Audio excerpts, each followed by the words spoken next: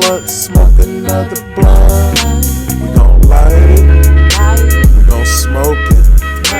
It's the finest, got you choking. We gon' smoke another blunt, smoke another blunt. Smoke another blunt, smoke another blunt. You know I'm smoking on the finest weed. I'm never ever behind the scenes, unless you talk about the finest trees. The kind of trees that drop you to your knees, like to your knees, like to your knees, like.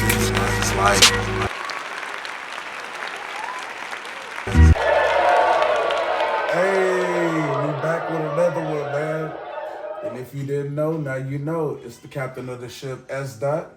Boots on the ground, put your boots on the ground, baby, let me. And today we got B.O.N.I. Boots on the ground, put the boots on the ground, let me see you. B.O.N.I. A lot of people don't know B.O.N.I. But wait, hold on. We don't have B.O.N.I today. Hold on. We got R.S. Cobb. There we go. The writer, the author. R.S. Cobb, man. Tell the people where they can find you at. You can find all my work on Amazon, YouTube, Audible, and Apple Books. Hold on, we're gonna start it over. Close that door in there. It's too loud. If it's a door, you just need to shut. I'll shut it for you if you want me to. No, that TV shouldn't be on. She's on the tablet. Oh, okay, that's mama's stuff. Yeah. That's her tablet. Yeah, okay. I can't tell That's the about TV. I can't tell about no tablet. No, that's the tablet. Oh, whatever it is, close the door. Don't matter. Shut the shit off. You supposed to secure all that. I'm gonna have to fire her today, man. Yeah. You'll rehire her tomorrow. She gets close to You'll getting rehire her fired. tomorrow. Yeah, is it recording? He'll retire you tomorrow. Don't worry about it, chick. He's gonna rehire you. He'll let you know. Request my services for this one, so. Have to pay. All right, start it over.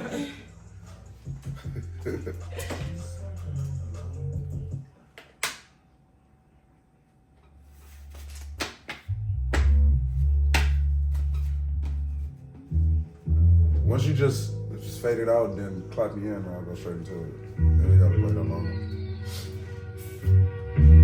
I'll be like,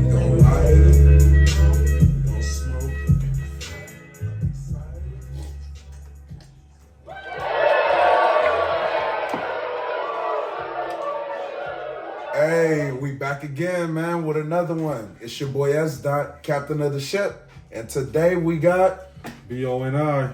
B.O.N.I. Man, if you don't know, now you know. B.O.N.I is in the motherfucking building. But today it ain't B.O.N.I. Today it's not the musical genius, beat maker, videographer, producer, all that shit. That's not B.O.N.I. That's not him today. It's R.S. Cobb, the writer. No. Hey, so Mr. R.S. Cobb, do you mind me calling you Mr.? Yeah, that's fine. Okay, Mr. R.S. Cobb. Oh, see, the audience be going wild, man. You gotta forgive me, man. We got a new sound person today, man. She was this close to getting fired earlier. Look like she's trying to quit. But yeah, so R.S. Cobb, tell the people where they can find you at. Yeah, man, you can find all my books on Audible, Amazon Books. You can also find some of my stuff on YouTube and SoundCloud as well. Okay, YouTube and SoundCloud as well, man. I ain't heard SoundCloud brought up in a minute. No. Sdot was talking about SoundCloud, right? All her music is on SoundCloud and stuff. Okay. Nice to see people still using all the avenues that you could use to get your stuff out. Oh, yeah. Yeah, man. So, yeah, you kind of nervous over there, but did you smoke that? Here you go. Oh. As you can see, man, he does partake in the 420 activities. You feel me? I'm not nervous. I'm just a little faded already. As you know, I'm smoking with Sdot. I try to smoke a blunt before we get going, you know, to calm the nerves. Because a lot of people come on the show nervous, man, like, as you can see, Mr. RS is today. Nah. But if you know, you know. I was at his book signing for The Flawed King. And now he's here promoting his other book, The Blackguard, Way of the Askari. Let's go read. Oh, Askari. I thought it was a porn book for a minute. I was like, the Asgard. I'm like, hold on, buddy. Like, Somebody's that a typo? No. I was saying No, it's Blackguard, Way of the Askari, man. Okay. And man, a couple of times me and the wife went into it on Audible, man, and then I just couldn't finish it. Man, that shit long as fuck on Audible, boy. I ain't even gonna hold you, man. That shit is long. And I'm not really a book reader, but I do like to collect them, and so I can, when people come over, and then I read it on Audible, so I can be like, yeah, I read that book. And I show them the hard copy. It ain't my fault they thought I read the hard copy. Oh, yeah. You know, but hey, that's just how it goes, man. So tell them about the book, man. So the best thing I can say about this book is that it's a combination of Naruto meets Lord of the Rings. Okay. A black Lord of the Rings. Yeah. All the characters is black. So you got some of the characters right here in this poster. But essentially you have the stories about these two boys who are, their village was destroyed when they were kids. So they got adopted by this dude named Baku, and Baku was a part of the Askari. What the Askari are, think of them like the sheriffs. They pretty much run the kingdoms within the story. Okay. So Baku raised them. The thing is, when he saved them, he was stabbed by this weapon that interferes with his magic. And the magic in the story is called Boko, and the people who use Boko are called Blackguards, or the magicians. So is there everybody in the book that can use powers, or is some people with no powers? Yeah, there's some people with no powers, and there's some people with powers. Only the Blackguards have powers. Okay. But you have other people who use swords, spears, bows, all kind of other weapons. Okay. Yeah. So there's no like high technology type thing. It's just a magical. No, it's pure fantasy. Okay, perfect. Pure fantasy. Yeah, high fantasy as they like to call it. Okay. Yeah, Sdot love the fantasy, man. I love the fantasy girls. That's about it.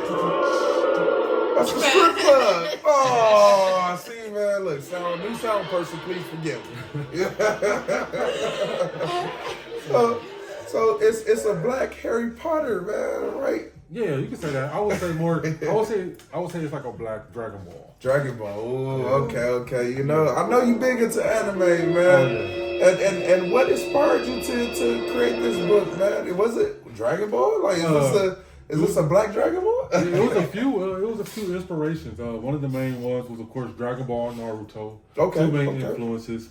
Lord of the Rings. You know, Lord of the Rings. There's a couple other books I read, like the Way of Kings series by Brandon Sanderson. Okay. A couple of other authors, Stephen King's. Like, I had a lot of different influence. Games like Mortal Kombat, Final Fantasy, stuff like that.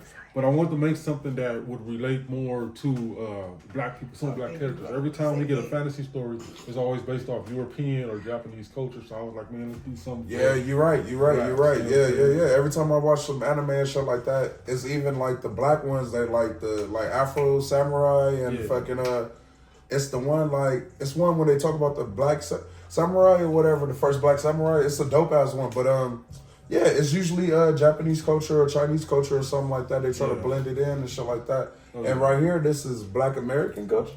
So it's a blend it's a blend of Black American culture and paying homage to where we come from at the same time. Paying homage to the motherland. Because it's taking place in the motherland, right? Yeah. So because when I was going through, it seemed like a lot of tribal things going on and stuff like that, and a lot of clashes like that. While these two young men is trying to become adults. They're trying to become Askari. Okay. So you follow them going to the training grounds, kind of like think of the Chunin exams from Naruto.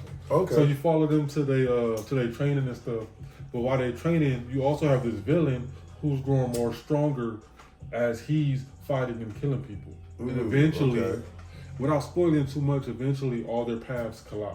Okay, and then it's going down. Yeah, so it start off with like different stories. You talking about a little bit about their adventure, and then you go to their adventure, and then branch off into. Hey man, this man's a good book writer, man. If you didn't know, now you know, man. Hey, so you was inspired by animes and different type of things in your life, as even the game that you said, right? Yeah.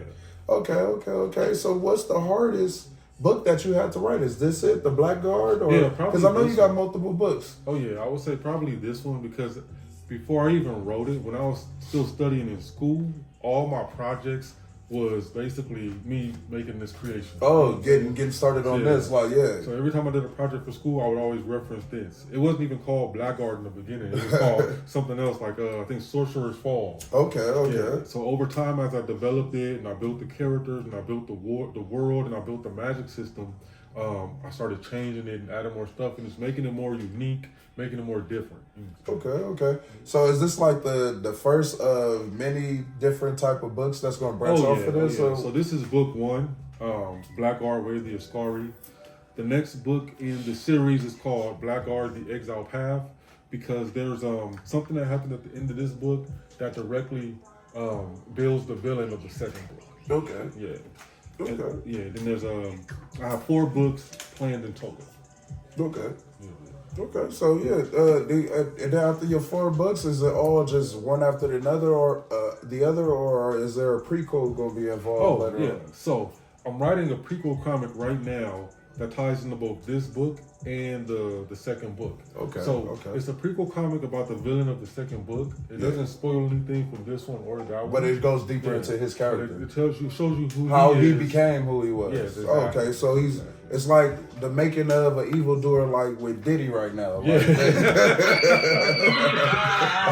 I feel like when Diddy get out, bruh, he's gonna be the biggest evildoer. He's gonna be like Lex Luthor when he come out, bruh. Like, he like, fuck all y'all that didn't stick with me. He gonna sue. He gonna fucking have movies. He gonna have all kind of shit, bro. The Lifetime Diddy story. On me, surviving Diddy, like all that. 60 days after Diddy. Like, I heard Cassie named her baby Diddy, but you know, hey. Oh, he didn't like that one. Oh! I didn't do It's that. getting wild here. It's getting wild here, man. And I'm not, I swear, I lost weight. That shit just buckled. Okay? It was bound to happen. I felt it going. I grabbed her in the counter and I was I'm straight. smoking with Sdot. You never know what's gonna happen, man. One of the studio audiences I told you, look, I'm gonna replace Bro, your whole chair. Like, what the fuck? Like, sorry. I'll tell you for the Here, you can sit right here. Oh, I'm not even taking the chair. I'm sitting on the floor now. Like, I picked that up or something. No, I'm not gonna do You it. can sit down. No, I'm standing right here. This chair is metal. Okay, You come sit on, there and do your on. show.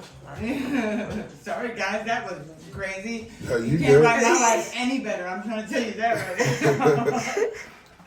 It feels gonna happen. Everywhere the fuck I go. It's some dope shit. All right, okay.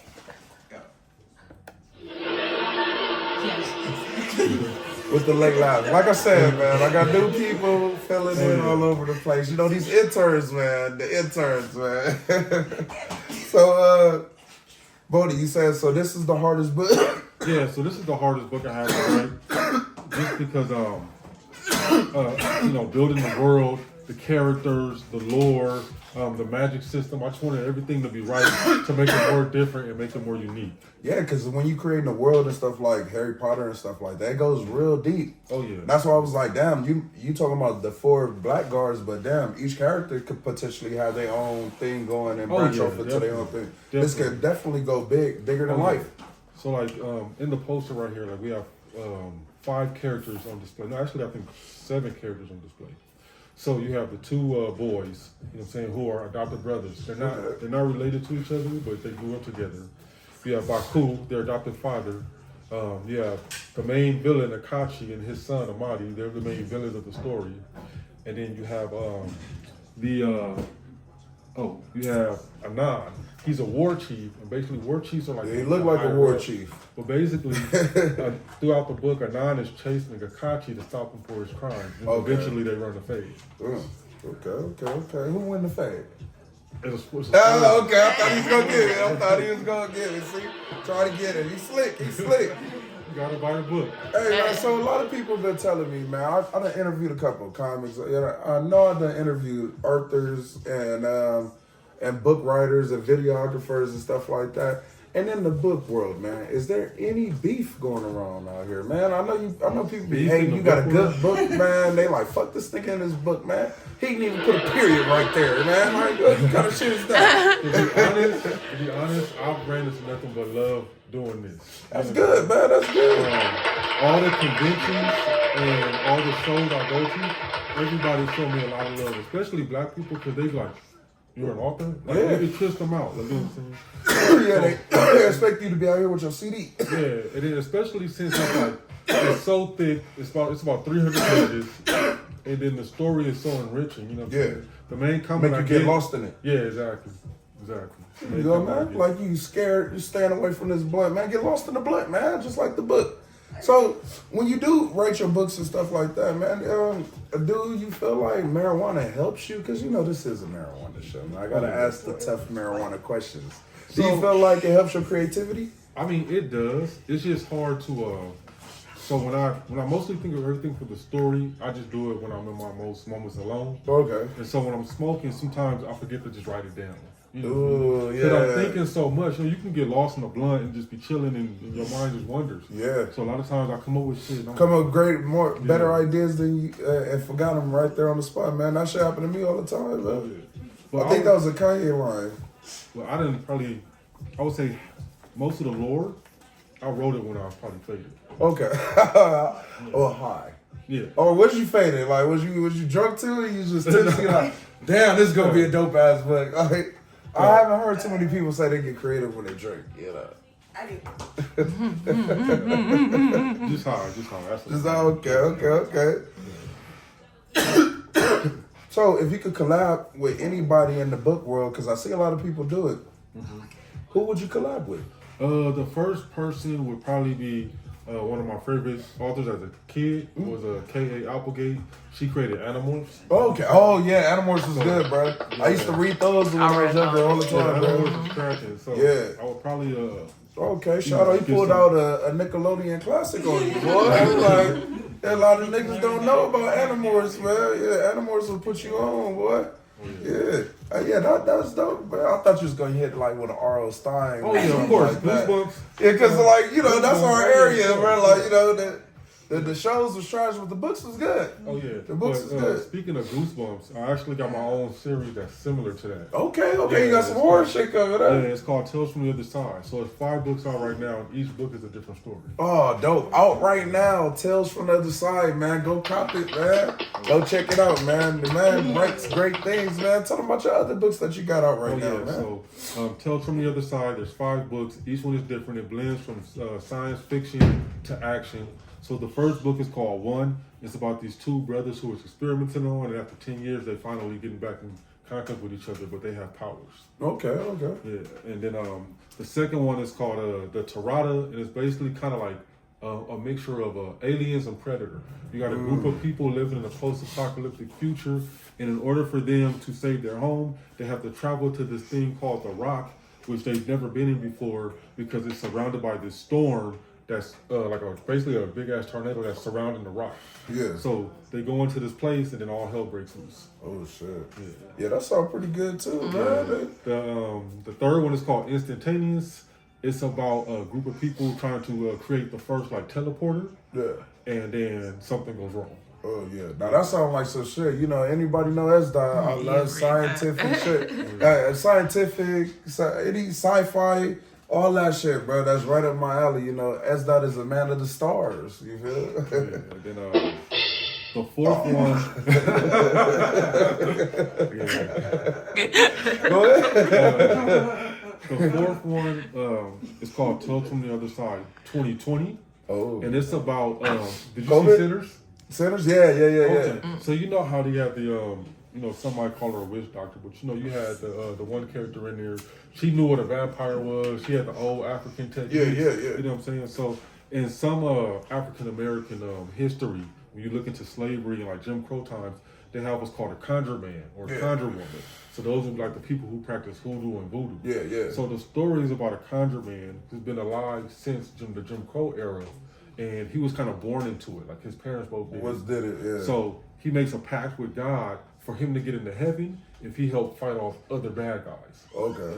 And so at the beginning of the book, it's like the 2000s, and bro just chilling with his chick. But then when he get home, his chick is murdered. So the book is about him investigating the murder, and you kind of see the world from his eyes and the type of people he run into and the adventures he get into. Hey, I heard this story before, man. That's John Wick.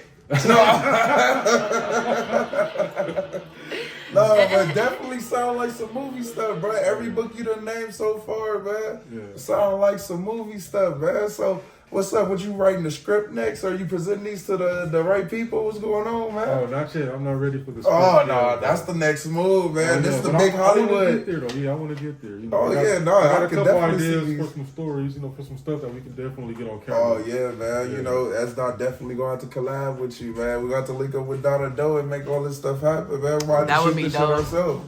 Shoot this shit ourselves.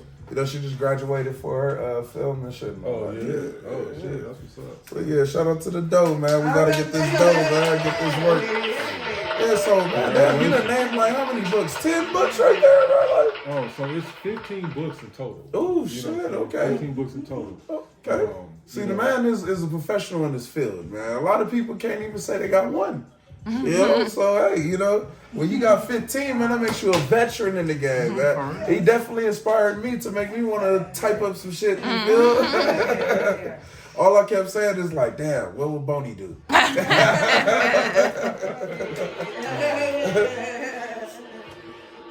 So B.O.N.I, you wrote every 15 book, or did you collab with anybody on it? Like, did you have any like, well, your professors help go through it and help guide you in the right way? Who Yeah, so some of the books I did write while I was in class. Okay. So, like for instance, The Tale from the Other Side #1, I wrote that as a class final. Okay, yeah, that's how they come up, yeah.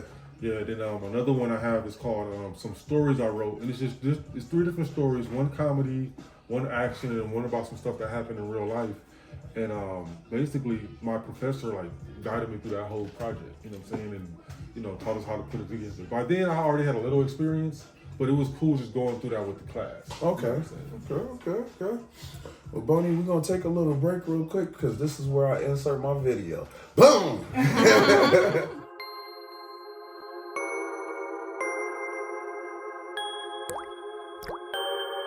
God rhythm.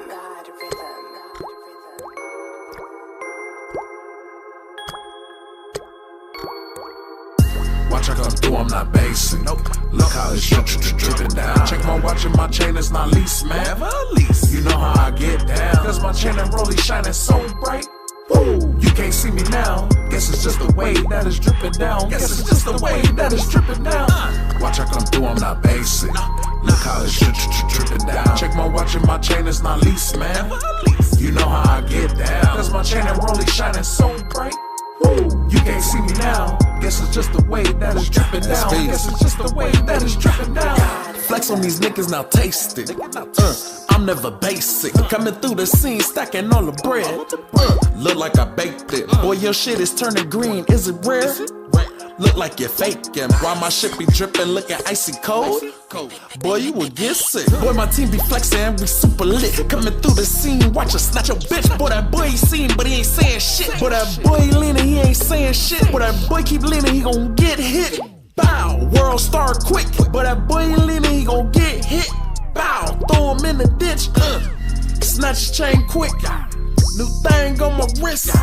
New thing on my hip. New thing, I'm a whip. Sitting back eating tiger shrimp. Woo, boy, I'm on my shit. Boy, I'm with your bitch. Hit then drop her off quick. Watch I come through, I'm not basic. Nope. Look how it's dripping down. Check my watch and my chain is not lease, man. Never lease. You know how I get down. Cause my chain and rollie shining so bright. Woo. You can't see me now. Guess it's just the way that is dripping down. Guess it's just the way that is dripping down. Watch I come through, I'm not basic. Look how it's dripping down. Check my watch and my chain is not lease, man. You know how I get down. Cause my chain and rollie shining so bright. Woo. You can't see me now. Guess it's just the way that is dripping down. Guess it's just the way that is dripping down. Watch me come drip on they face. Drip.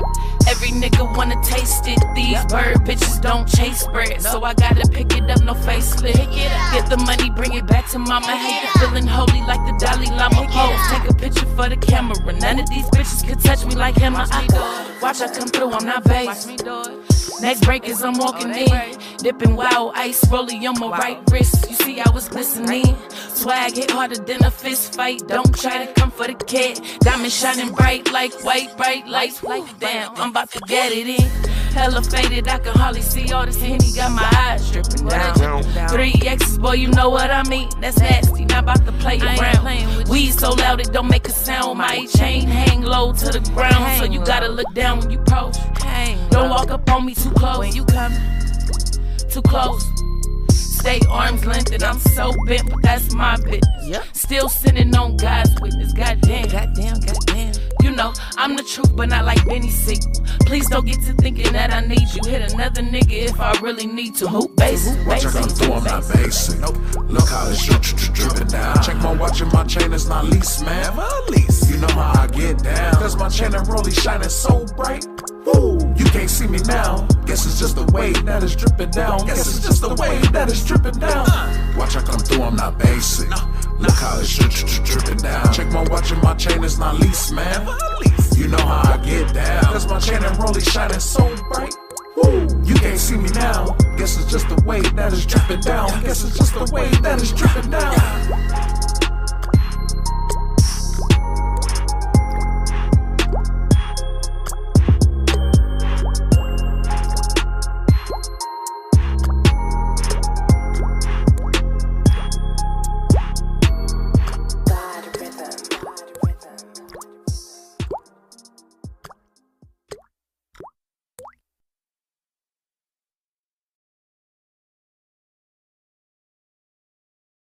Five, four, three, two, one, fire. To the stars. Hey man, that's that dripping down video, Bunny. We just shot that at the park the other day, man. What you think about that, man? Clean. I like that, man. I'm about to hire y'all to come shoot some movies. Hey man, let me know, man. I ain't did a movie, but I'm willing to try. But yeah, man. So I gotta dip back into it, man. I got another weed question for you, man. What was your funniest high moment? Damn. There's so many, it's hard to choose from. Oh shit. Funny shit always happening when you are, Man. Like what just happened earlier.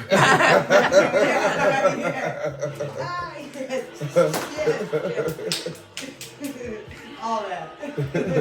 Man, so funniest high story. Okay, so when I was younger, I used to zone out. So we would go out and party all the time. And one time I fell asleep in the middle of the street. Oh shit. Yeah. Just off of weed? Yeah, I'm like, hey y'all, look, I'm gonna take a nap real quick. They like, nah, Bunny in the street. I'm like, nah, it's cool. I'm That's one of them real, like I'm just fading and shit like that. You're like, oh god, I gotta go to I gotta take. That shit puts you out, bro. Like, only thing ever put me out like that is if I was drinking too much, and then like that's not where I should have spent it. I gotta lay down, like, damn, buddy, sleeping on the streets, boy. Like, hey man, you gotta be careful out there, man. Some weed might be too strong for you. He already tried to quit smoking, but you know, smoking with Sdot, you can't. No, I'm just there you go, buddy. You can pass that around too. You pass that around, man. We got a studio audience in presence today. They're clapping up for the studio audience.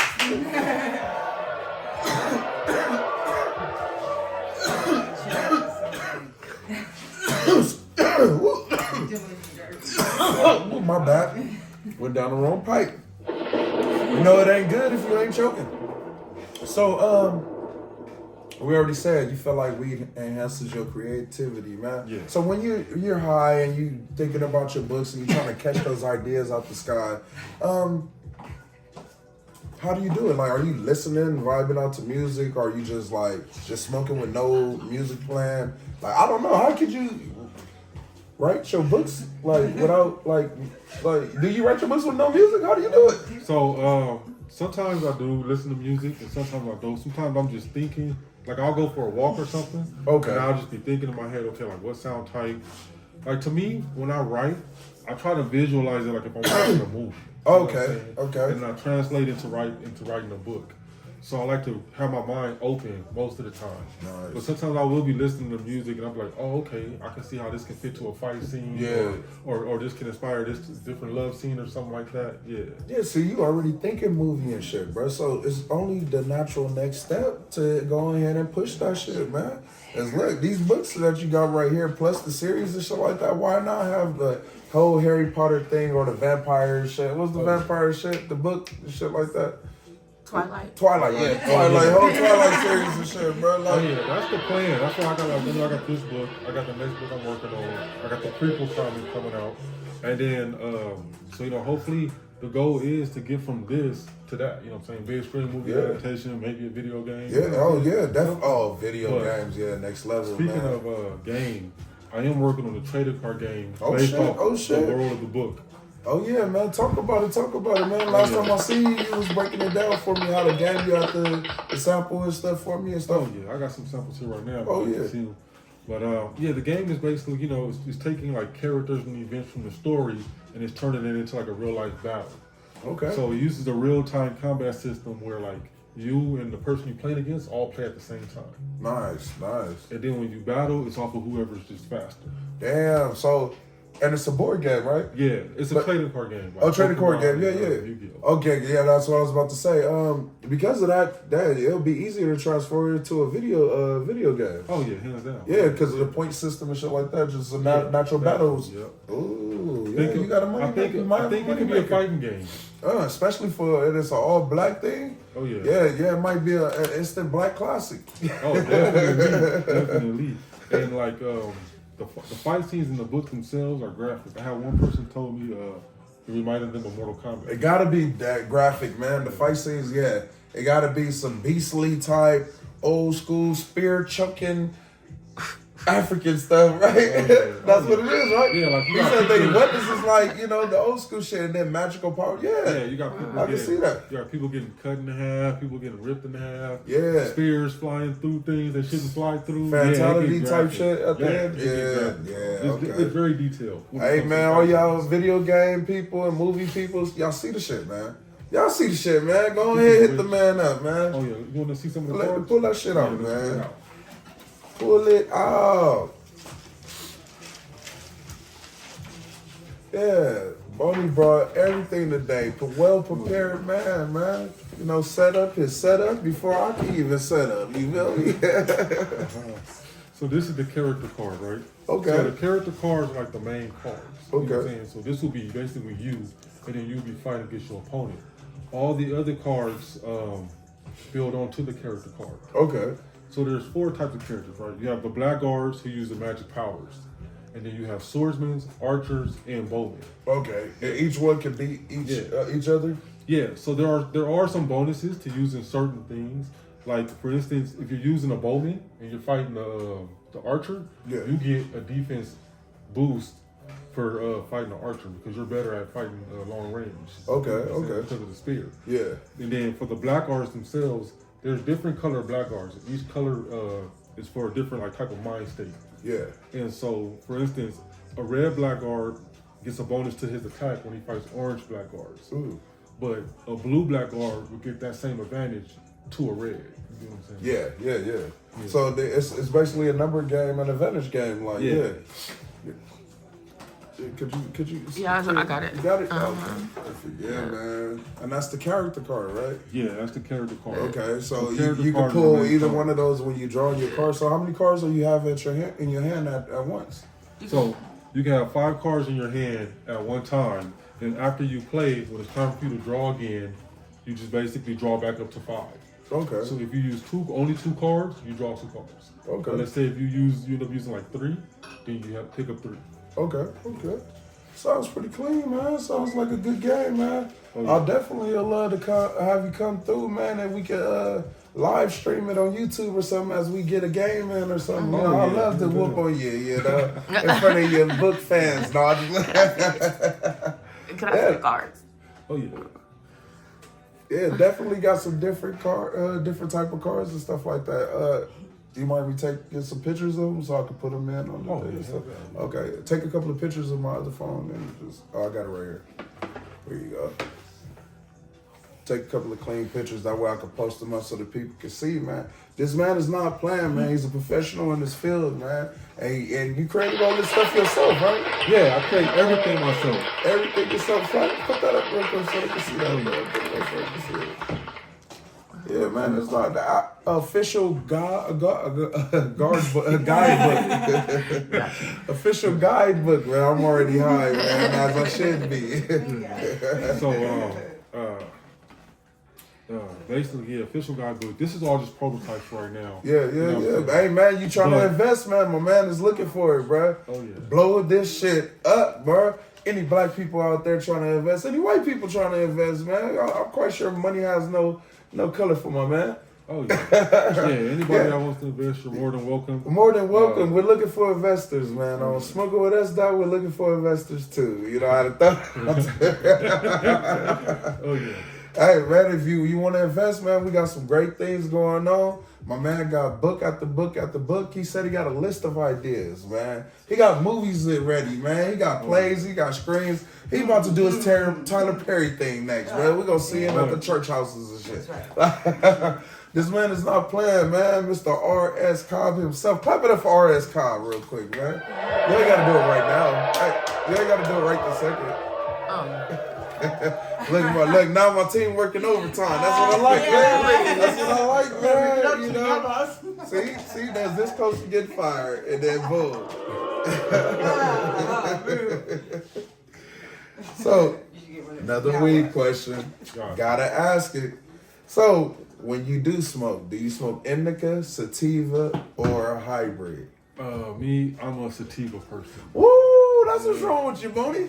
That's what I knew something was wrong with B.O.N.I. I was like, he be getting high, but he don't be looking high. And then he be like, swear he high. That's because it's all in the head. Sativa is a head high, man, and I can't stand it. It make me low key feel like I might even have a headache or something like that. Oh man, I can't. For me, indica make me too blow. Let's pause. We'll get you some tissue real quick. Right. Oh, my nose is running? Yeah. I just Don't do it like that. How long has it been running? I don't know. She just said it right now. I've been looking at you the whole time. It's like I could put I'm just saying, I've been something looking in at front you of the you whole or time. something to That's just cover it. something that's right now. Or zoom in on me while I'm talking. Or something like that. But no, it was just right now because I've looked at him the whole time. Hey, good eye. Yeah. I didn't know. Here, I just.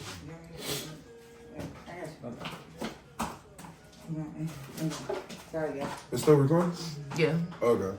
So sativa, man, that's craziness, Bodie. Like I knew something was off about you. No, but why? Tell the people why you smoke sativa. Because indica just give me too blowed. I smoke indica, bro. I heard him say that. Yeah, you said you was asleep. Your funniest moment, you asleep on the thing. That was an indica day. Yeah, indica give me too blowed, man. I be zoning out, bro. Okay. And I can't concentrate. A lot of times I'm in situations where I'm smoking, bro. I'll be at. Let me not say that, but. I just be smoking where I shouldn't be, and I gotta just be alert. So I just stick to sativa because with sativa I feel like I don't get too high, but I'm still feeling the balance. It's a good balance for you right there. Yeah. Okay, and then it keeps you in your creative mode that you're trying to get to. Exactly. So, like, is indica like more of a like if I'm about to go to bed type situation? I might have some, or you just smoking straight sativa? No, if I smoke, indica I probably could go to sleep on. Sativa I can't. So if I don't smoke sativa, it got you wired type shit. Yeah. Oh damn, yeah. Because I prefer to only smoke indica unless you got it. and then or a hybrid or something, but usually indica dominant because I like to feel my high. Like when I smoke sativa, like I said earlier, it don't really like feel like I'm high. Like I don't feel a heaviness. Gotcha. And but I feel like something, but it ain't enough where I could say like I'm stoned or high or nothing like that. I like to be faded, you feel? Yeah. And speaking of faded, man, as I fire up this little piece, I got a specialty for us, man. You want to go ahead and read what it is real quick, the name right here, and then the percentages real quick. The name, lime. Oh, that's the company. It's made from lime. Indica, alien gas. Alien gas, man. When I went, my favorite is peach rings, man, but they didn't have it, so I had to go with my second best, man, the alien gas. Yeah, did you say alien ass? Oh, Bodie, come on, man. First it was the ass card, and then and now it's alien ass. Like, come on, man. I see where his mind is. No, I'm just laughing. He was an SP. Nah. So Bodie, man, you want to fire that up, man? It's always the guest. It's a pleasure. And if you're a professional in your field, I like to say, when you firing up a pre-roll, as you can see, it's infused. Be careful, man. Be careful. Yeah. You have to rub off all the goodness. Yeah, so let's see if he can prevent the pre-roll from running. Oh, you mean like the... Yeah, you know, when you fire it up and then that shit start running. Yeah, the pre-rolls always be running, man. So let's see if he's a professional in this smoking field, you know? Look, he feel the pressure now. It's just like, Who Wants to Be a Millionaire, or if I do it wrong, I'm yeah, I'm gonna have to fire you, Trump style. Nah. Yeah, you know, that's a little smoking with Sdot specialty, man. You know, I like to show the interns that, you know, we don't like to play around here, you know. It's fun and games until it's not fun and games, you feel me? Uh-oh, look, he working hard. Look at him. Look at him. Uh-oh, he got it together. Almost.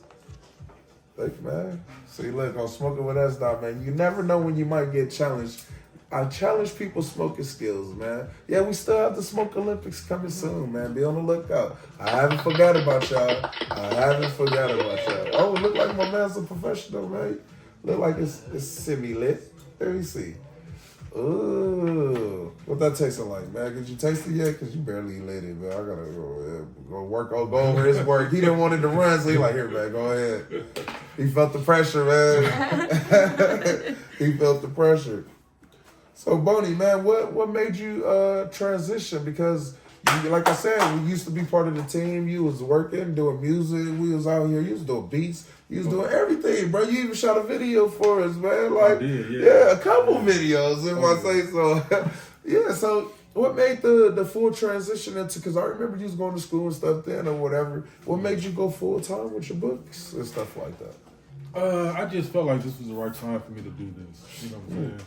I got to a point where I just felt like I needed to make a choice. If I wasn't going to continue doing music, if I was just going to focus on writing, and I just decided to focus on writing. Yeah, and you always need a backup plan because, like, they try to put an age on your music cap or whatever, which is really not. But outside of that, bro, you need to always have a backup plan, something else that will be able to take off. It's nothing wrong with having multiple cash incomes coming in or whatever. Probably didn't say it right, but I said it right. You knew what I meant. Streams of income. There you go. Streams of income. See, I got my correction people right there. Clap it up for the correction people, man. I got that from Drink Champs, you know. Clap it up for that.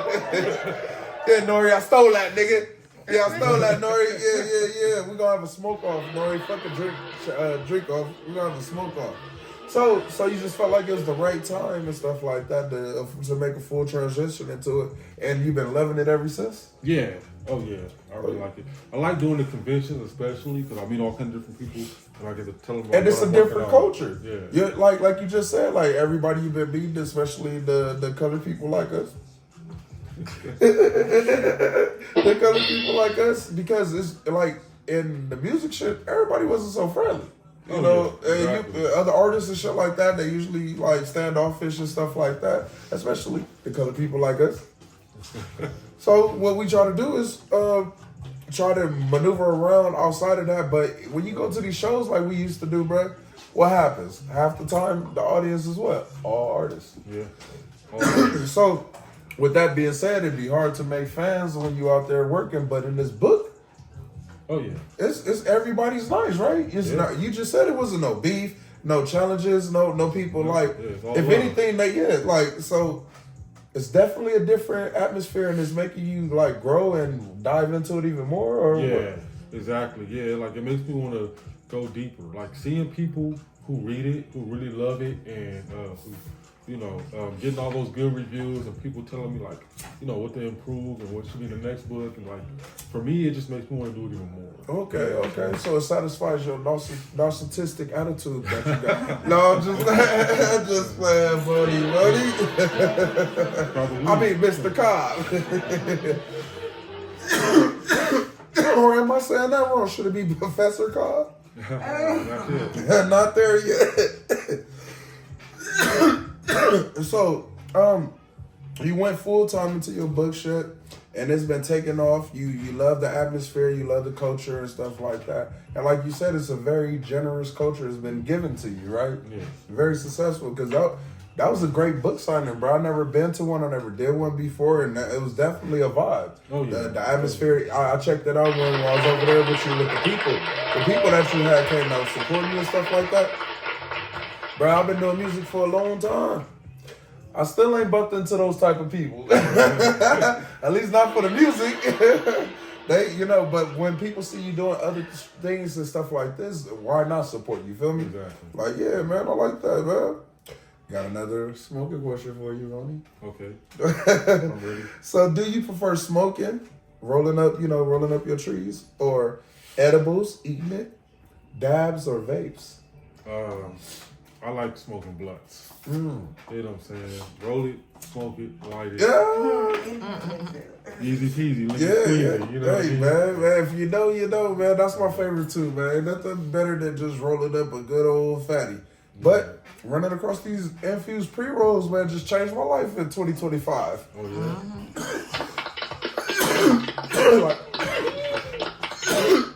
yeah? Definitely puts me where I need to be. 40% THC. Man. Smoking. So smoking's number one. What would be next on your list? Edibles, dabs, or vapes? Edibles, dabs, vapes. Probably edibles. Ooh. Edibles would be next. And then... You know, edibles are scientifically proven to get you the highest and for the longest. Yeah. Because of the way it's, you know, sitting in your system and shit like that. That's crazy work, bro. I was like, one girl came on the show the other day. She was like, yeah, edibles. I got to eat edibles first. This shit get me so loaded. And I'm like, I never had a bad experience with the edibles, but I've been close, bro. You know, when you ate too much edibles and shit. I used to get the butter or whatever and have them bake brownies and shit for us, right?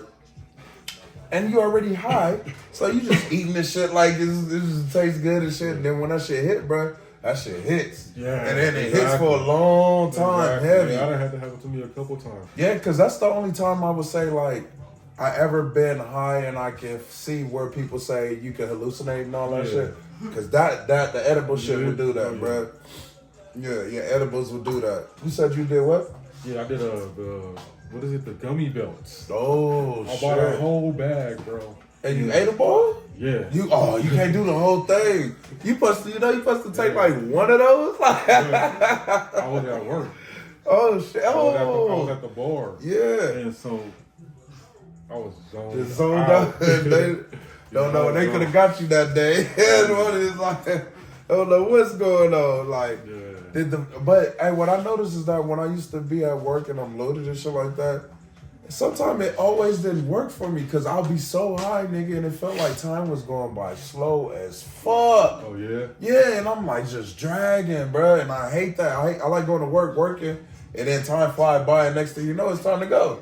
Yeah. But no, nigga, I used to go in so high, nigga. I was like, no, I can't do that. I would smoke at lunch break now because I go in too high, bro. That shit, it don't wear off until almost done with work. Yeah. And shit hits you hard. So yeah, edibles, man. They're dabs or vapes. So you're not a big fan of those. Nah, I'm not, man. To be honest, like dabs. Tell your dab worst. story, man. Yeah. Tell your dab story, man. I know you got one. It was that time me, you, and Banks went to the club. I think it was in Loma Linda. Somewhere over there. And we went in, and my first time going. Was it like a back room and it had like the glow light and shit? Yeah. So they had the main room where everything was at, where they had all the products. Yeah. And then after that, you could go into the back room. Yeah, you go to the back room. Okay, yeah, that was in San Bernardino. Yeah. Oh, San Bernardino. That was my favorite weed spot, bruh. Yeah. That was my favorite weed spot. So that's the time I did the dab there, bro, and I almost died. I think I was coughing for like 15 minutes straight. Oh, couldn't get no breath or whatever? So was that your first near-death experience with smoking weed? Because I had a lot of people that I smoked with for the first time, and they got so high where they felt like they was gonna die. That's what they said, and panic and had that panic attack and shit like that. Have you ever had anything like that, buddy? Probably. You know what I'm saying? I thought for sure he was gonna say no. Like, probably, yeah. Probably that happened to me and didn't really notice it. Yeah. Played it smooth. Yeah, so the dabs and then vapes, you just don't fuck with the vapes at all? No, I can't do vapes, bro. Yeah, man. I'm not a fan. Like, they just too much for my lungs. Don't get me wrong, the vapes hit hard, but It's something about the way it hits your lungs, and then it don't feel like the high lasts long enough for me, bro. Oh yeah. It feel like it's like a quick 30-minute high, and then I gotta hit something again. Like I have to hit something again, type shit. So it might be more addictive too, because how they make it. You know, there's different ways to make the shit that you burning in the vape. But they said the best way to smoke it is through vape because it burns the weed at a certain temperature where it doesn't really turn into smoke all the way. And so it's not really fucking up your lungs. Oh, got you. So I'm like, because I know that all the bad vape shit is coming from niggas smoking tobacco and shit like that, you know. So, no, we need a study on the weed vapes, man. Let's see how that shit working. Because it's supposed to be a more healthier smoke. Oh, the sound people back. Yeah, B.O.N.I was just saying, like, it's one of his favorite moments was when his least favorite moments was when he almost died at the medical shop where he took a dab in the back. Oh, from that in San Bernardino? Yeah, you remember? Oh, yeah, that was my spot. Yeah. What happened to that spot? Huh? What happened to that spot? Bro, I don't know. One day I went by there, bro, to go, It was and over. it was just closed, boarded up, bro. There was some niggas in front like, I got you if you need it. I was like, nah, I'm good. And then it just been shut down ever since, bro. I never found those people and nothing like that. I need to start getting my weed people's phone numbers and shit. Like, hey, let me get your number, man. I know you're gonna work at another dispensary, man. My bud tenders, man. Shout out to the bud tenders. Clap it up for the bud tenders out there, man. Bud tenders out there fattening us up and the company don't know, man. I love it, man. So, B.O.N.I, man. I usually do this with music, but today we're not talking about music, Mr. Cobb. Today we're talking about books. So I'm gonna need you to give me your top 5 favorite books of all time. Okay. Number 1 would probably be the Something. Well, it's a series of books. It's 13 of them. Okay. But it's the Something from the Outside series by Simon R. Green. Something. Yeah. Something from the Outside series. Yeah, Something from the Outside series. That sounds interesting. Yeah. So I some said Twilight outside. shit. I mean Nightside. Nightside. Something Okay. from the Okay. Nightside series. So he high, man. Look like Sdot did his job. Yeah, but basically it's about a paranormal detective who does cases in this place called the Nightside, and it's like all kind of like mythological creatures, fantasy creatures, futuristic shit. It's like a blend of every genre of fiction. Oh, that's dope. Yeah, it's pretty dope. You got all that. You might have a werewolf in one scene, and then like an alien transformer in the next scene. You know what I'm saying? You might have a witch, and then you might have an elf. Yeah, anything is possible type shit in that type of Exactly. universe. Ooh, okay. So in that universe, your characters could exist. Basically, yeah. That's dope. Oh yeah. So that's Might why- want to link up with him. That's number 1. Okay, yeah, who you got so- next? Next is probably The Way of Kings by Brandon Sanderson. The Way of Kings by Brandon Sanderson. Yeah, it's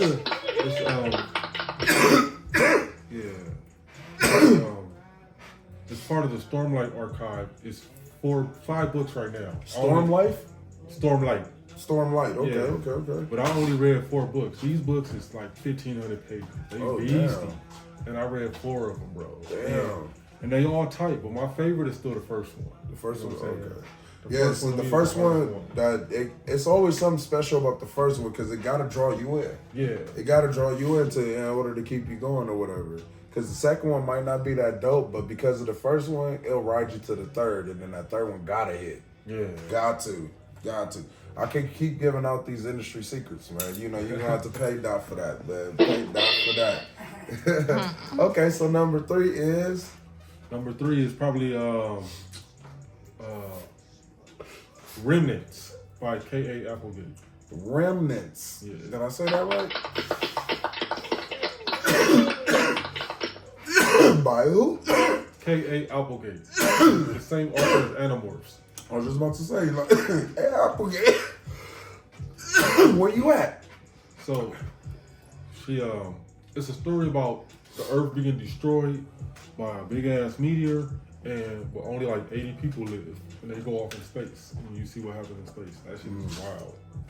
Yeah, it gotta get wild because if these are the only people that survive the planet, right? They gotta repopulate, and they gotta get a hierarchy and stuff like that. There you go. He go down in the book. Yeah, see, okay, yeah, that sounds good. You know, I'm not a book guy, but if all of these is movies, I'll watch them all. Or audibles, because what I used to do, I used to go through audibles, boom, boom, boom, while I was at work, just listening to them and shit like that. But no more. I'm at home with the wife, trying to get her to do some audibles with me, and she like, if it ain't no on TV, she ain't fucking with it. So you know, you gotta get her the erotic books. Oh, that's what catch her. I like to read books. I don't like to listen. She don't like audibles. Oh. Yeah, and I like audibles. I'll put it on and then just listen with the TV off and shit like that, smoke and shit like that. What if it has sound effects? Like, you can like hear what's going on in the story. I mean, that might be different. I think I just like the art of holding a book and flipping the pages and imagining. See, what that tells me is that her brain hasn't advanced into 2025 yet. That's a lie. She's still in 1990. No, I'm just she's still back in the days, man. So, hey, man, is all of these books on Audible where they can find it?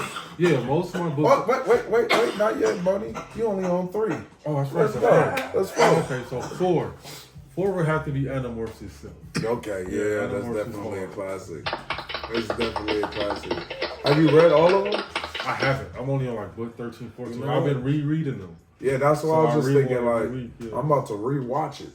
Yeah, I'm gonna rewatch the show. The show's dope, bro. I ain't gonna lie, bro. The show made me get into the books. Oh yeah. Because I was watching the show, bro. And then when I seen that it was books, you can pass it to him. He said no, so I gave him that excuse. Oh yeah, pass it to me then, because Bodie is hot. I didn't know what she was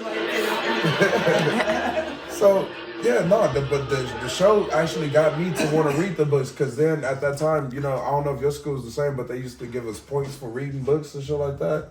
Oh, and reading and shit like that to read. You have to take the test on the computer to get your reading level and shit like that. Yeah. My show was like that, so I used to read all the Animorphs books and shit like that until they said I was out of that reading level, and then it made me mad because I couldn't finish the books.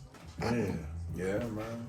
See, sometimes getting smart don't help. No, I just yeah, but that's number 4, Animorphs, and number 5.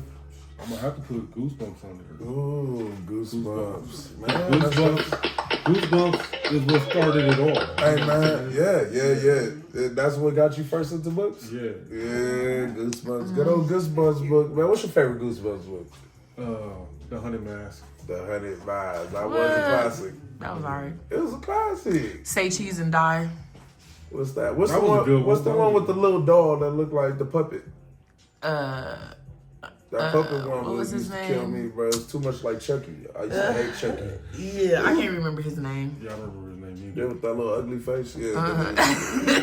That shit, little dolls and shit like that used to creep me out, boy. Like, yeah, I wasn't scared of no. Jason? Slappy? Or something like that. Something like that. Wasn't scared of no Jason, no fucking Freddy, no Michael Myers, but that little doll used to fuck me up, boy. That little doll used to fuck me up. Are you telling me a dog got possessed? by a man, and now he just go around killing people and shit? He can't die? That's creepy, bro. Yeah, that is creepy. That's creepy. And then I was a kid. Yeah. Go ahead. I was going to ask you, did you like Megan? Now, Megan, it was whatever, bro. I thought that was more of a comedy. How you got the killer dancing and shit like that? That's what threw it off for me, bro. It was good. I'm going to check out 2. 2 is coming, but nah, like, that shit killed me, bro, nigga. You see right? Yeah.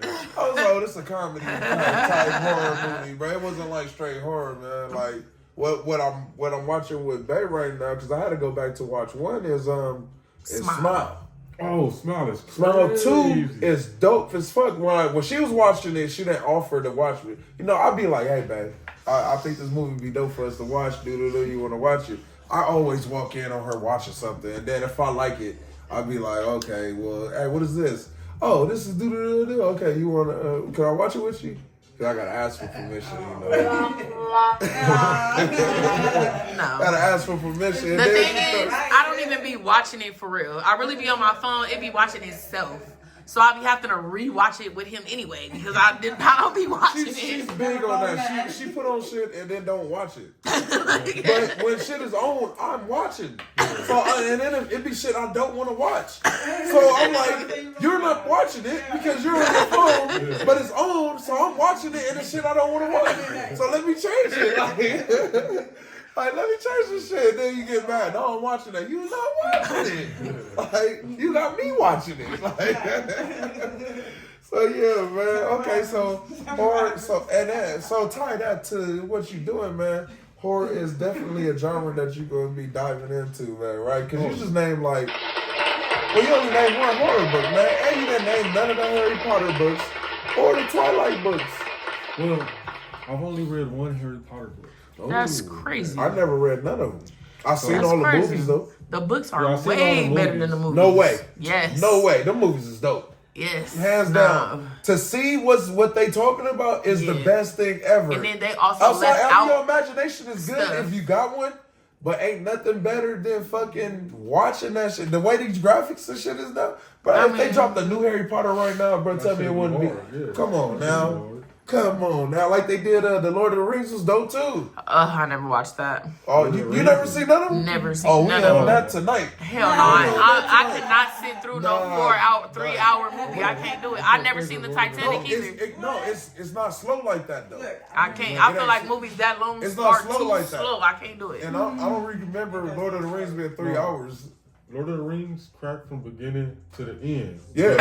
But you gotta watch like the regular when I came in the theater because it is a super long one too. Oh yeah, no. See, I can't. I don't know if I've I've seen the super long one, but Yeah, I'm just talking about the basic ones. Like, I've seen all the others. Now, I haven't seen the extended versions and shit like that, but Nah, but Lord of basic the Rings ones is dope as hard. fuck. Yeah. It's tight. What's your favorite Lord of the Rings movie? I couldn't even tell you, bro. I just like watching them, bro. When the movies come on, I'll make sure I'll watch whatever if it's on or whatever. But I couldn't tell you. It'd probably be like 2 Rings or something like that. The Two Towers. So, yeah, something. That's Yeah. I think that's the one I've seen. the Two Rings, Two Towers. Two Towers. Oh, I thought you said you haven't seen that. She just said that's the one she I said. ain't seen the long one.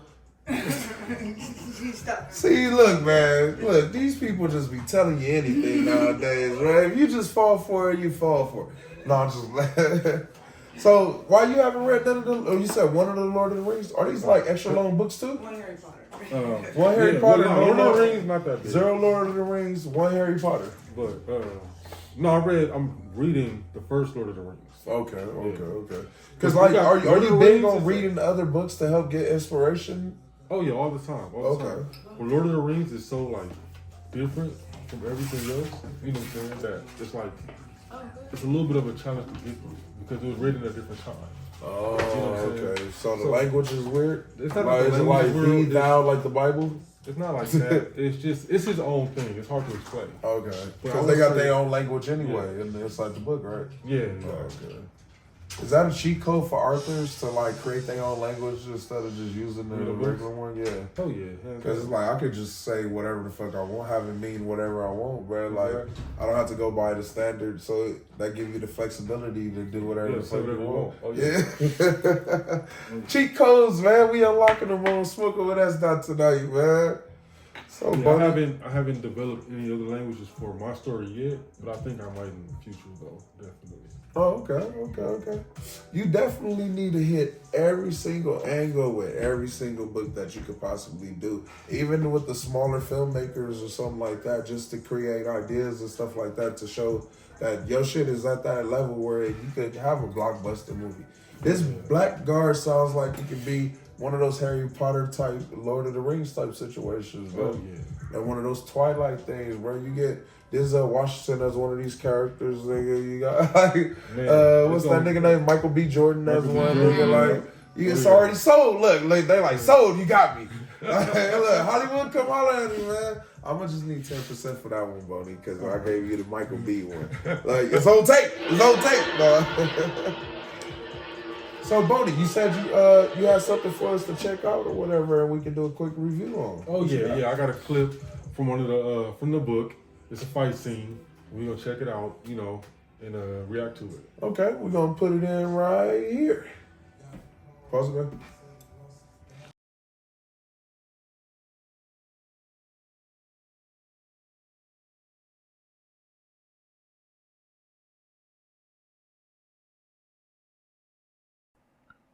2.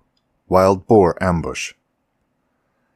During the tumultuous times of the Blackguard War, it was common knowledge that a person's boko reflected their personality and emotions. It proved to be true when Meta's boko slowly turned white, as he became more and more corrupted. Nyarai echoes of boko. The boys trudged through the dense foliage of Nguk Forest, trying not to trip over the gnarled roots that crisscrossed over the soil.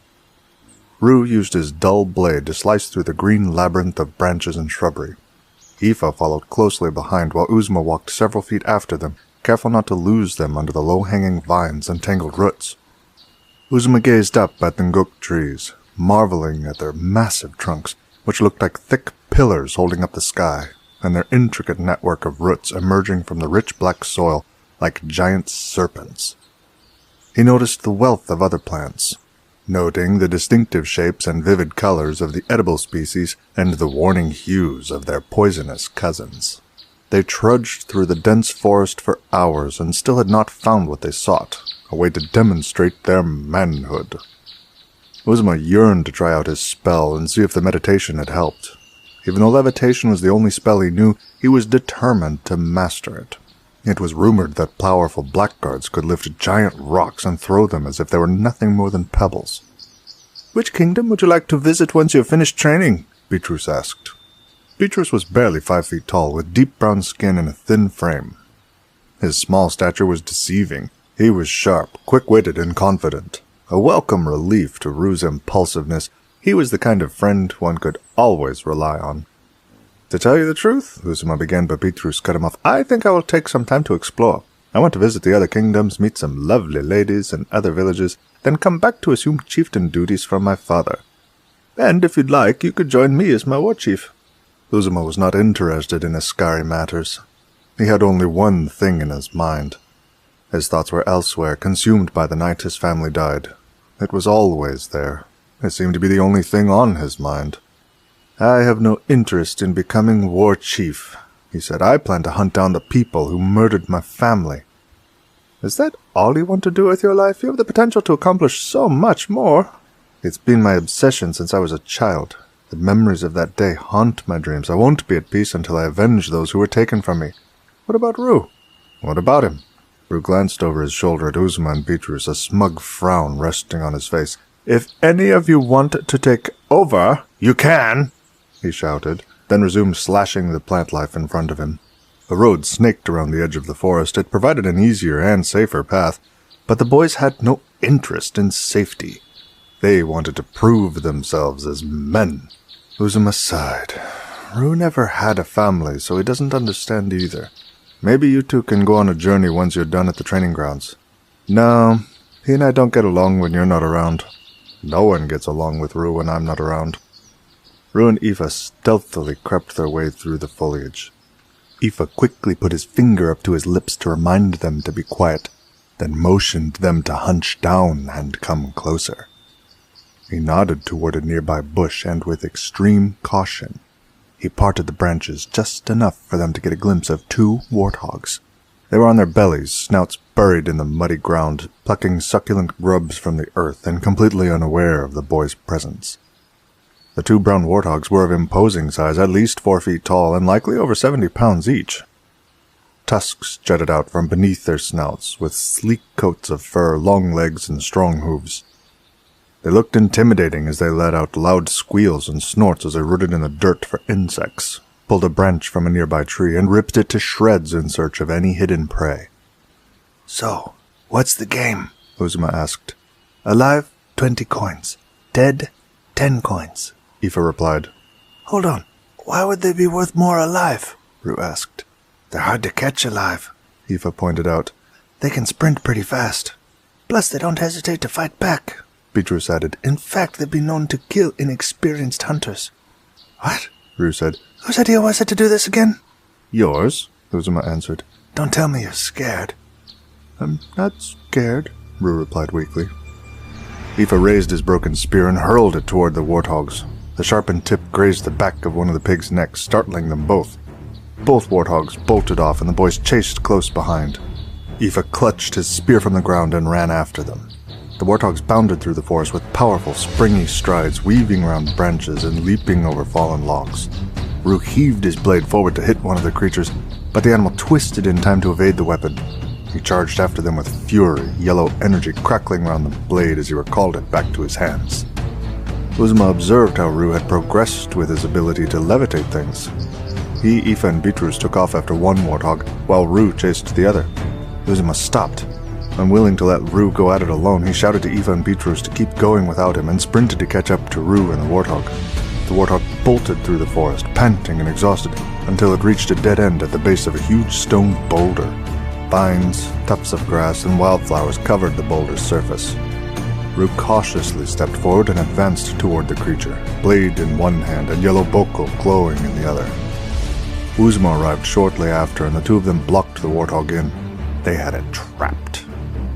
The animal let out a high-pitched squeal and reared up on its hind legs, ready to charge. Its black eyes glinted with fear and defiance as it saw Rue and prepared to pounce. Just as it leapt forward, a spear shot out of the sky, narrowly missing Rue, and impaled it right through the head, pinning it to the ground in an instant. The beast thrashed erratically for a few seconds before succumbing to death. "What?" Rue said. "Thanks," a voice from above them replied. "I was searching for my next meal, and you delivered it to me." A young boy in tattered black clothing descended from the branches of a nearby tree. He had been waiting in a tree branch above. A dark scarf concealed his face, leaving only his eyes exposed, and a necklace of crudely strung animal bones with a small human skull dangled at its center. "Look, fellas," he said as two more shadowy figures descended from the trees, their faces hidden beneath black scarves. They also adorned necklaces made from bones, but the skulls were missing. Rue stood beside Uzma. "You took my kill, outcast." One outcast sneered, their voice low and menacing. "So? It's not the only thing we'll take from you." His cohorts nodded in agreement. "What are you calves doing out here anyway? Don't you know these parts of Nguk Forest are dangerous?" A menacing growl escaped the young outcast's lips as he pulled his spear from the warthog's neck. He was far smaller than Rue and Uzma, but his presence held an unshakable gravity. Uzma felt his body get tense. The skull on the outcast's necklace was a symbol of death, a reminder that this young man had killed before and would kill again. "Calves?" Rue said. "You dung shepherds have the audacity to call us calves?" Red Boko pulsed with wicked intent around the second outcast's hands as he pointed towards Rue. A sinister snarl curled at the corners of his lips as he hissed, "You'd better think twice before you say another word, or I'll tear your tongue from your throat." Rue inched forward, but Uzma's iron grip held his arm in place. Tension crackled in the air as the third outcast growled and slowly unsheathed a blade. The sharp glint of steel filled the air with a sense of dread. "Come on, Rue," Uzma urged, his voice tight with tension. He knew they could fight off the outcast, but he wasn't sure how many more lurked in the shadows. He did not know what had become of Aoife and Beatrice. Had they encountered outcasts as well? Despite being trained by Ba'aku and Askari elite, he knew these outcasts were dangerous. They were young, reckless, fearless, and posed a grave threat to him and his friends. Rue shot Uzma's smirk.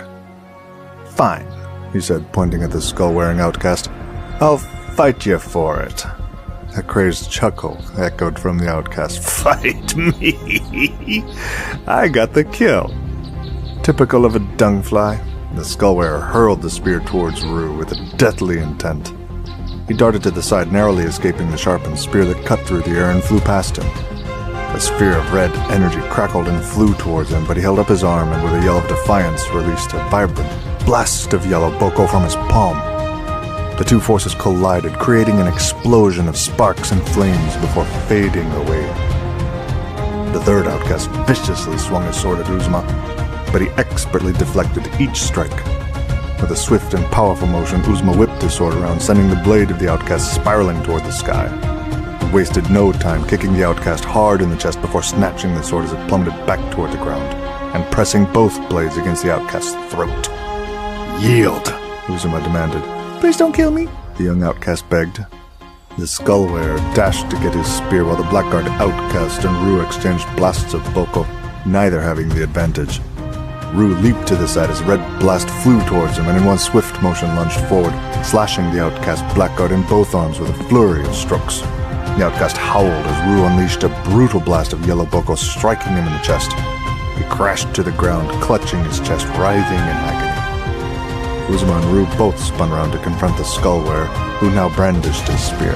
He lunged at Rue, who blocked the attack but stumbled backward from the force. Not missing a beat, the outcast spun his weapon in a deadly arc toward Uzuma. Uzuma instinctively ducked, but the strike caught Rue in the leg, tripping him. Uzuma leapt forward with his two blades, hoping to land a strike, but the skull-wearer used the long shaft of the spear to keep him away. Rue sprang to his feet and, together with Uzuma, charged the skull-wearer. However, the outcast was not completely untrained and had met each of their movements with quick blocks and precise attacks. His wide stances kept them at bay as he parried their attacks. Uzuma hurled a sword at the skull-wearer, but he deflected it to the ground. Uzuma's gaze was drawn to a massive rock about the size of a human head. He thrust out his hand and imbued the rock with a wave of blue boko. With one powerful motion, he heaved the rock into the skull-wearer's chest. He crumpled on impact and the spear flew from his grasp. Rue snatched the spear from midair as the skull-wearer collapsed with a heavy gasp and clutched his chest in agony. "And you calves thought you had a chance against me," Rue sneered. "Don't mock them, Rue," Uzuma said. "Why not? They would kill us if we were not trained in combat." Rue was right. That one skull-wearer could have added 2 more skulls to his collection, or let one of the other outcasts earn their skulls. The thought filled him with disgust and unease. He loathed outcasts. They leeched off society, terrorizing the innocent and murdering indiscriminately. Despite the presences of the Askari, they were always more outcasts. "Grab the warthog and let's go find the others," Uzuma said. "Filthy dregs," Rue said. Then they both stopped as a loud clap resonated nearby. Emerging from the thicket of bushes was an intimidating figure adorned in all black, with an array of skulls that dangled around his neck. A sinister scar descended through his right eye as a veil of dark fabric obscured the lower half of his face. A curved scimitar hung crookedly at his waist, its steel stained red with dried blood. "I see you defeated my men." Crimson boko cascaded from his hands as he used it to rip the spear from Rue's grip. Rue stared aghast at his empty hand, then glanced from Uzuma to the outcast in disbelief. The crimson hue of his red boko covered their blades, and with one swift pull he cast their weapons to the ground at his feet. "These will be of no use." He strolled up to the desperate young outcast who had pleaded for Uzuma not to kill him. The skull hunter thrust the spear right into the young outcast without hesitation. A bloody cough escaped from his lips as he desperately tried to speak through clenched teeth before he ceased moving. "Pathetic," the skull hunter said. Uzuma gulped something down, fighting the trembling in his legs as his courage waned. This was fear.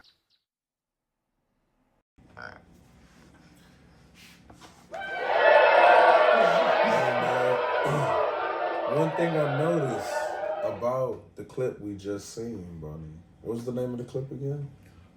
Wild Boar Ambush. Wild Boar Ambush. It was very interesting, but what I noticed is that when they was walking through the woods, you would hear the birds chirping. Oh, yeah. You would hear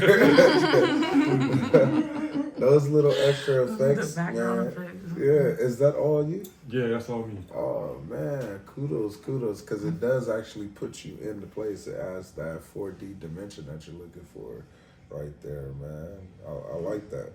Yeah. Only thing I didn't hear is the boar. You right. Yeah, I thought I was gonna hear a pig wink or something. Definitely a good story, and that's a good point for people to like. Hey, if you want to know a good idea of a chapter or how it's gonna be in the story, like they killed them people real easily, bro. It's 3 of them. Yeah. 3 niggas against 2, and they was trained by the top dogs. So it's like, hey, look, this was about to happen. We're gonna whoop their ass real quick, take our pig, and we're gonna go back to the spot and let them know we did it. And it was real simple. I was like, they didn't even like sweat the way it was described and shit like that. So it was like these niggas had to be like the top dogs, and don't nobody even understand yet. Yeah. It's about to get real ugly. It definitely makes you draw you in. But the next fight after this one is the one with the Skull Hunter, the dude that came at the end. Okay. So you see how they fight go with him. Yeah. It's a little bit different. Oh, yeah, because he's the top dog over there. So it's like going against the guy that trained him. Yeah. Yeah. You can be him, then you should be able to take it to the next level. Hey, yeah, this is definitely a draw you in type of book, man. And that was what, chapter what? Chapter 2. Chapter 2, yeah. Hey, man, so look, chapter 1, if chapter 1 didn't draw you in, you see chapter 2 going to do it. And it's just getting started, man. They just now trying to show the people what they transition into manhood type situation. Yeah. Hey, yeah, definitely going to draw you in, man. Especially if you got that. How many chapters you got with the wood noises and everything on there? It's the first 4 chapters of the book. So it's the prologue and the first 3 chapters. Okay. And then this is on Audible too? Yes. Okay. So, yeah, after you go to his YouTube page? Yeah. Okay, yeah, on his YouTube page, man, he got the specialty with the sound effects and everything you need on there. Then, boom, after you get done with those 4 chapters, go ahead and go to the Audible. They're going to listen to that. You know, then after that, you want to read the whole book again and go purchase that. You see? All right. That's not got it for you, man. It's real simple, man. It's real simple, man. But yeah, that book definitely sounds like it's going to be dope, man. And just let me know one thing, man. They don't die at the end, right? Okay. Oh, man. Sound like something crazy gonna happen. Just gotta read it. Gotta read it, man. Be on the lookout for it, man. So, B.O.N.I, man, I asked you pretty much all the questions, and not in a specific order. I'm gonna ask you one more question, man. What's that? Out of all 15 of your books, which one is your favorite book that you put out? Ooh, that's a good one. I'm gonna have to say this one. The Blackguard. Yeah, I'm gonna have to say this Is one. it because it's like the break off book? Like this is the one that's gonna branch off into other atmospheres? Yeah, it's not just that, bro. It's the creative effort that went into making the book. Oh, yeah, okay. Yeah, definitely. Like this book has so much in it. Not only is it in color with all the pictures and the artwork, you have a section in here that's a pure comic book. It's a pure graphic novel. Oh yeah. Oh dope. See, look. Yeah, see, man, if y'all need something to look at too, it ain't just all words, man. Go flip that over so they can see a little bit, man. So if you make it to this point in the book, you get this small little graphic novel. Yeah, a little comic strip right there for you, man. Hey, ain't too many books like this, set up like this, man. It's next level shit, bro. Oh yeah. It's only where would you even get an idea like that from, bro, to add that into the mix, bro? That's a great move right there. Yeah, and then all the pictures and colors are in color. And you have pictures of the characters in the book. Definitely worth the buy, man. If you haven't picked it up, man, if you done read the Audible, you need to collect it in person, bro. It's the real deal. So put a lot of work into this book. I put a lot of love into it. It has full page splashes in it.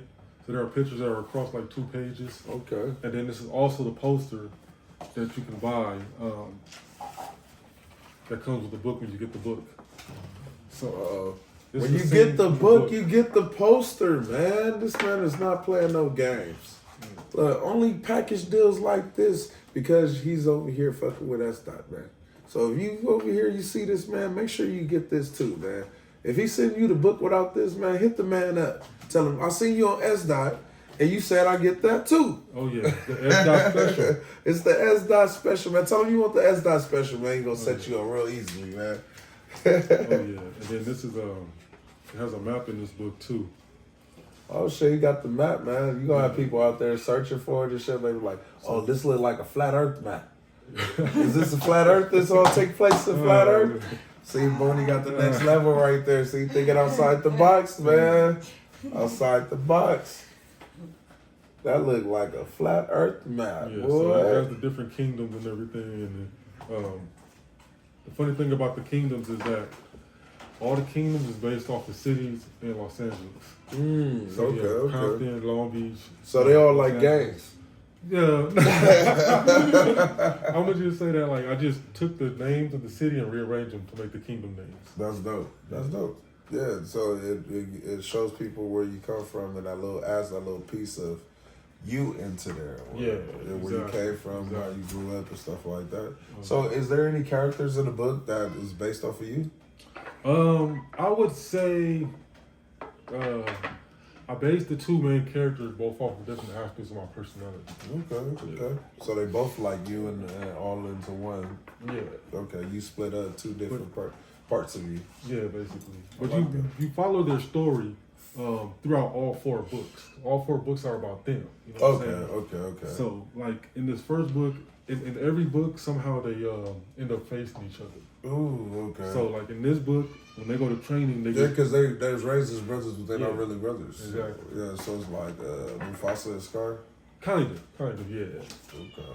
But the thing is that, like, you have one that grew up with no family, and one that had his family, but lost it when their village got attacked. Okay. And they the only 2 survivors. Yeah, so yeah. And they both are from different villages? No, they're from the same village. Oh, same village, okay. Yeah. Yeah, definitely sound like a great book, man. If we ain't drew you in to purchase the book now, man, I don't know what the fuck is wrong with you, man. Something wrong with you. You can't think, you can't read, you can't smoke. This is just all bad. You need to punish yourself and go to jail. Right now. All right, Bodie, man. But before we go, I just wanted to gift you with a copy of the book. Oh shit! Yes, man. Hey, yeah. See, go ahead. Ask for the Sdot special, man. You get the book and the poster, man. The book and the poster, man. You know it's going right in the collection, man. Right in the collection, yeah. And the book might be easier for me to read because you got the pictures in there. Oh yeah. No, Sdot love the pictures, man. Hell yeah. I'll make that an assignment of mine before I start my classes and shit. Yeah, definitely gonna get this going. So, like I said, man, I appreciate the gift, man. This is the first gift since the new setup, man. Like, as you can see, man, picture. Hey, where my poster at, man? I ain't got the poster yet, but hey, look, you know, I'm gonna make sure you get the poster when you order your book. Yeah, poster time, man. Next level right here, man. So, yeah, as you know, man, I'm Sdot. I'm the captain of the ship. This is my boy, Mr. R.S. Cobb. Signing off.